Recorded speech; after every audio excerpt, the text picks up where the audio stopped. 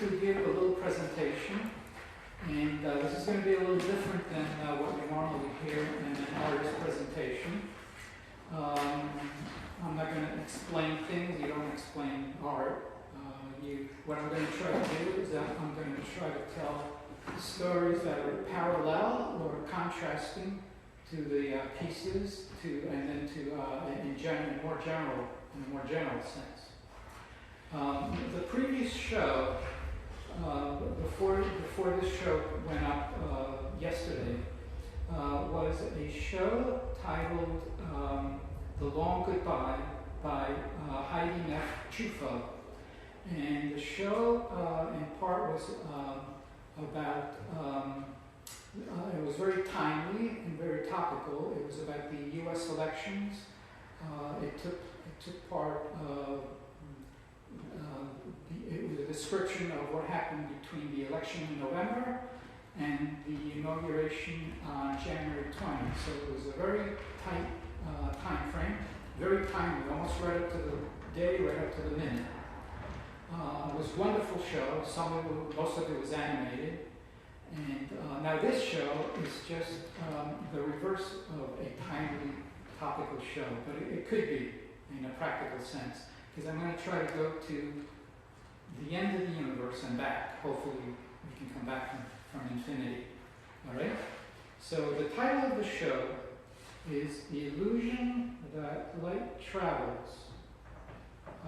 I'm not going to give you a whole bunch of this. It's just the one. I'm not Bob Dylan here giving you a whole bunch of these cards.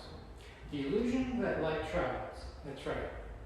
Before you try to correct me about light, I want to tell you a little story about how you should approach a show like this. There's a story about the French novelist Balzac, Honoré de Balzac, who lived 1799 to 1850. When he was on his deathbed, some of his friends and colleagues came to visit him, probably expecting that they would get some final words of wisdom or something like that. What turned out was that Balzac asked them about an individual who had started a new career, another individual who had spent time in prison and had just gotten out of prison, a couple who had just started a family. But what Balzac was asking about weren't actual people. They were characters from his novels. He was asking his friends and colleagues on his deathbed about how the characters in his novels were getting along. This is what he was asking them. Now, in today's world, we might say, well, this guy, Balzac, he must have dementia. He must have, Alzheimer's. But when you're a writer or a musician or an artist, you're living in an extremely vivid inner world. And sometimes that world is more real than anything that goes on in the ordinary everyday world, even within life and death. So that's the approach to this show. Now I showed you the first work, which was two pieces of wood and a balloon on top held in place, and a solid steel ball held in place also on the bottom. So the inspiration for this was something called the reflexive universe. There's a book by Arthur M. Young called A Reflexive Universe. And in this view of reality, of evolution, there is no such thing as a constant ascent from bottom left to top right. What you have is more of a descent and then an ascent.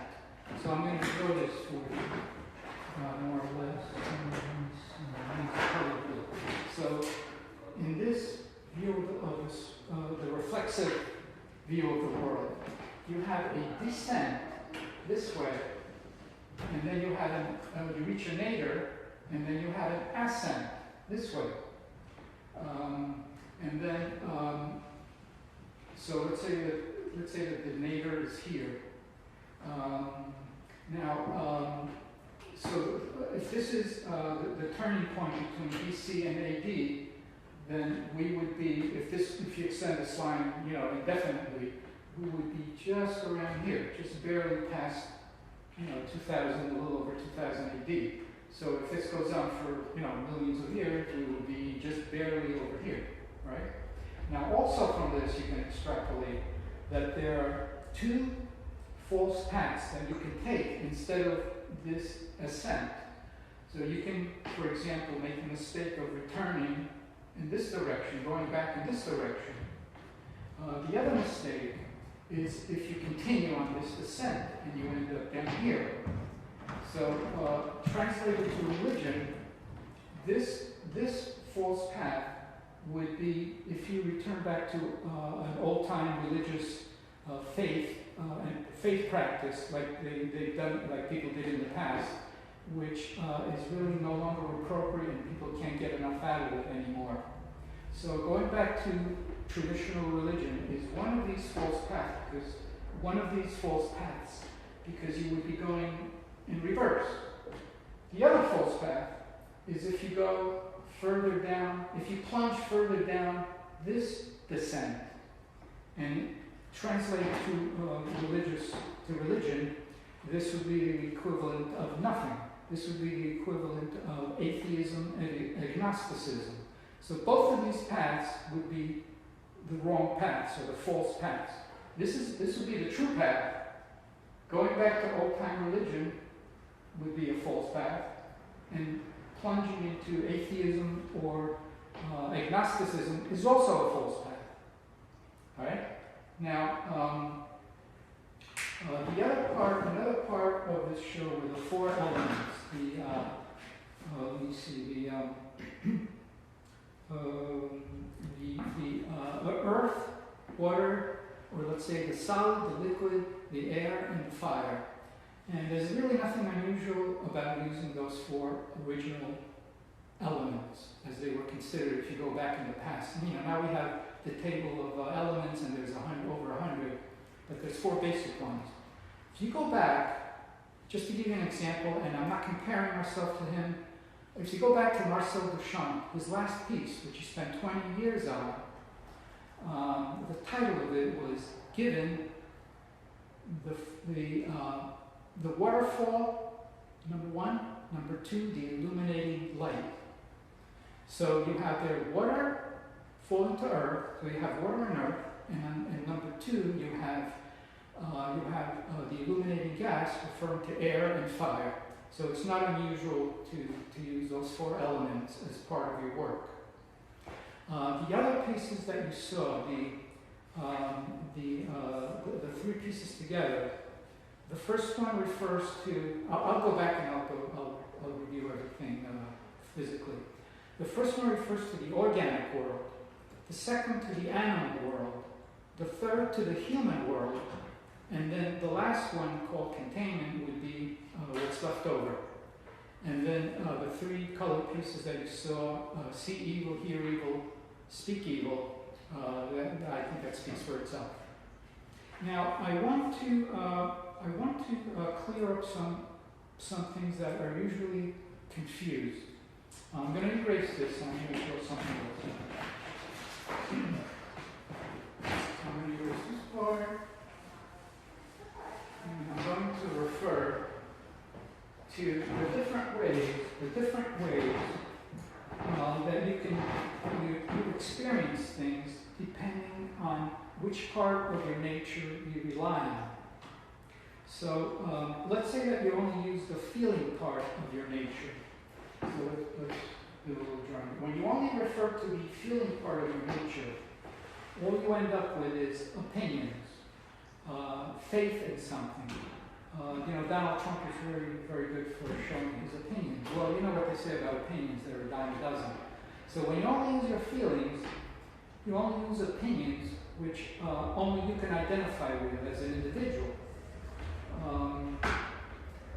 Let's extend that to feelings and sentiments. So let's say, for example, you're hungry, you feel hungry. Well, I can't feel hungry for you, I can empathize with you, but I can't feel hungry just because you feel hungry. Feelings and sensations are individual experiences. experiences. They only belong to the individual. When you extend that and you use your thinking abilities, all right, let's do that here. We'll call this feelings. We'll call this thinking. When you use also, when you add your thinking abilities, then you can have an understanding of the world also, not just your own personal opinion, but an understanding of the world. And the reason you can do that is because feelings are personal, but thinking is universal. In other words, I can transmit a thought to somebody in another country who doesn't even speak my language, and I can be completely understood thought-wise. I can be completely understood. The reason for that is that there's only a single content of thought, and we're all immersed in this content of thought. So when you add thinking to feeling, you have an understanding of the world. So we'll put, now when you add your will, what happens? I'm just watching time, it's running out. Okay. When you add your will, you can add an experience to your to what you know. And so by experiencing something personally, you have a knowledge of the world.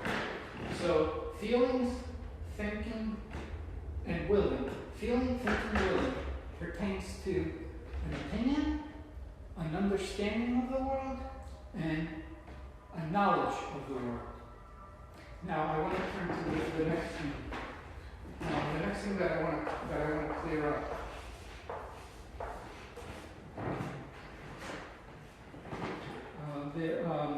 Creatively speaking, I'm going to take you through the steps. Normally we think about things. But when you think about things, I'm here and you're there, right?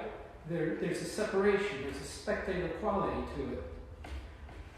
If you want to be creative, you have to start by thinking about things, but then when you use your imaginative cognition, you're not only thinking about something, you're thinking with it.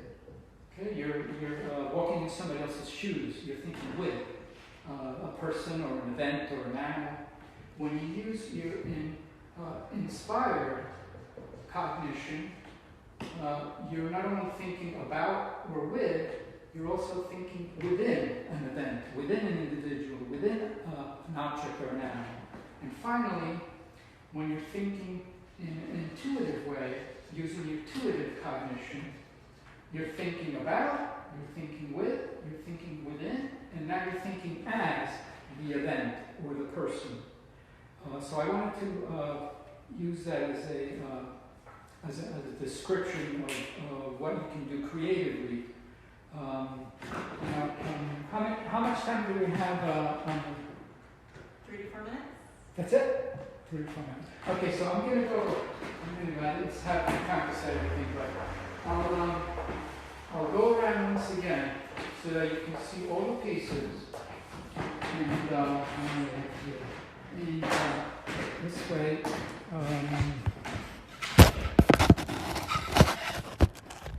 Oops.